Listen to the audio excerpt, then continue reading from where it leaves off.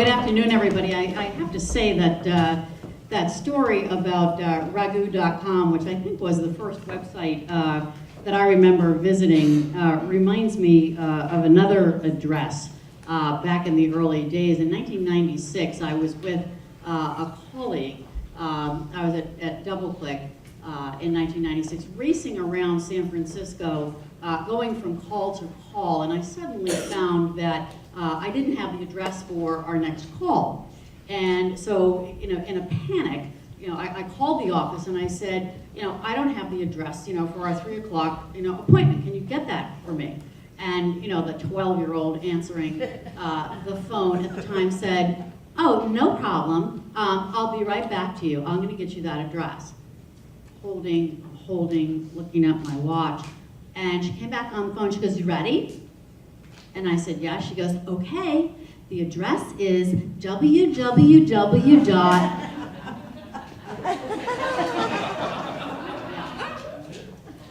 That was then, this is now. So, yeah, that was the beginning of the revolution. And I think what's really interesting is that we certainly have another revolution upon us. And I have lots and lots of questions about the implications of so many things that you said. So there's a new world order, I think like we've never imagined. And Nico and Joe, you talked, Joe, particularly, about this self-organized armies. And Nico, you said that brands will lose strength, the big companies won't have much advantage, that there's no institutional trust. It's all about our personal social graphs. We will look to our friends and our social graph really to be our editors, our critics for absolutely everything. So my question is, are the inmates running the asylum then? Is there anything left to authority? Will there ever be room for editors and curators? Or will we live in bubbles of our private social graphs? Whether the inmates have been the ones who've been running it for a couple hundred years at least now. So, I mean, that's the big thing, is like why everybody at the top thinks they're the geniuses who know how to do things or know how to be better editors when they're perfectly good. I mean, look, your plumber's an expert in something. And so your plumber, I don't think that's me. But your plumber can, it gets back to what I said about Dan Rather. CBS News were the experts. Dan Rather was so sure, and a great journalist, was so sure he and his producers were right that they totally ignored an expert out there. And it turns out now that you're no longer going to be able to put B-roll of an F-16 on the air talking about an F-18 that went down in Iraq. People are going to know what there's, know that there's people out there going to know that you just put up the wrong stuff. So yeah, I think the editor is going to be better editing from outside than from inside. I do think that you will always have room. There will always be a place for an effective moderator. I hope so. But because as important as the peer-to-peer and point-to-point communication is, none of us have sufficient time to navigate the network. And so, whereas we may not be, I've got a bunch of 20-somethings in my office and nobody subscribes to a newspaper. Right? Nobody gets a physical product newspaper. But they all read Huffington Post.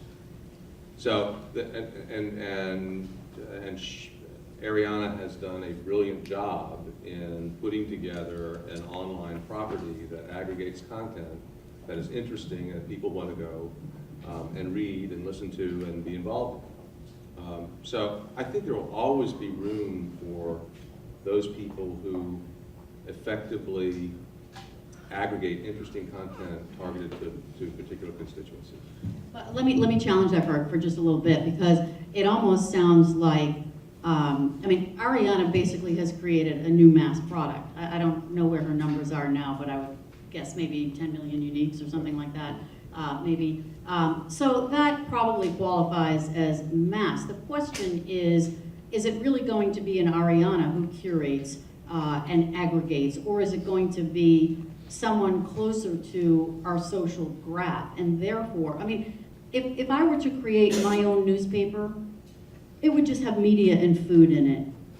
That's all it would have. And I would really worry about me. I mean, but that's the point. You're people who like food might really be into your stuff about food. I mean, because, and at the same, so you're feeding me. I've learned that I really trust your sense about food and stuff, and the stuff that you're looking at and that you're pointing out to me is really cool and interesting. So I follow your stuff. I don't trust you at all on technology.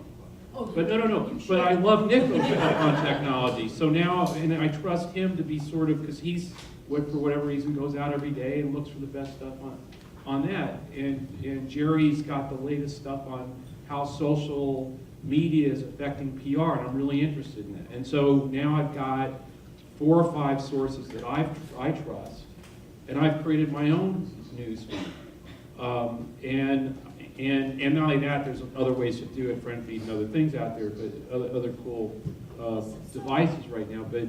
But I can also at the same time consume CNN and the New York Times if I want to do that. But if the New York Times is irrelevant to what I'm about, as it's becoming increasingly irrelevant to people, then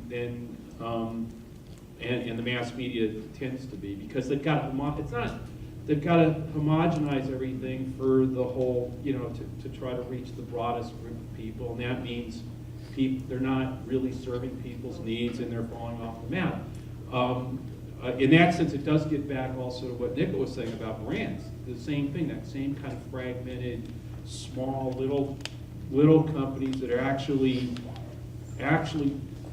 helping me do exactly what I want to do right around me, in a big company who isn't adapting, isn't using mobile or some other way to know where I am, and to use devices to help serve my needs, because they're so big and because they're not adapting, start to fall by the wayside.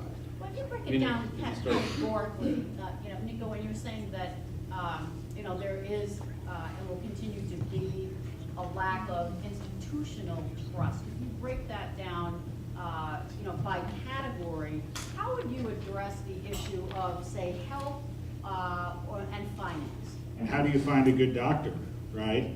It's a kind of very interesting question. The doctor rating sites online are not that successful at rating doctors, right? I mean, I still think but that you're not going to have your friends diagnose the condition. You're not going to have your friends look, the craft still matters. Craft matters, expertise matters, but companies and products I don't think matter, right? And so or will matter less and less and less, right? I think this is a problem with the big 3 auto manufacturers. 35 smart engineers and a bunch of fabricators and factories in China could turn out a bunch of fantastic cars, very competitively with cars you can buy today. It's absurd to me. We only have 3 big car companies. We ought to have hundreds. Any sector, whether it's technology, automotive, I mean, you always begin, with hundreds and hundreds, if not thousands, and then you have that roll up, and the consolidation. Well, just like we had, just like I think that in the media world, we're looking at the end of mass media, right? Or like it's just getting way more fragmented, right? Similarly, I think that in terms of products and production, we're looking at the end of mass production. Things can be really created. It's about craftsmanship, and it's not about brands. It sounds like technology is the great facilitator. So what then is going to be the differentiator? Where's the advantage of being a large institution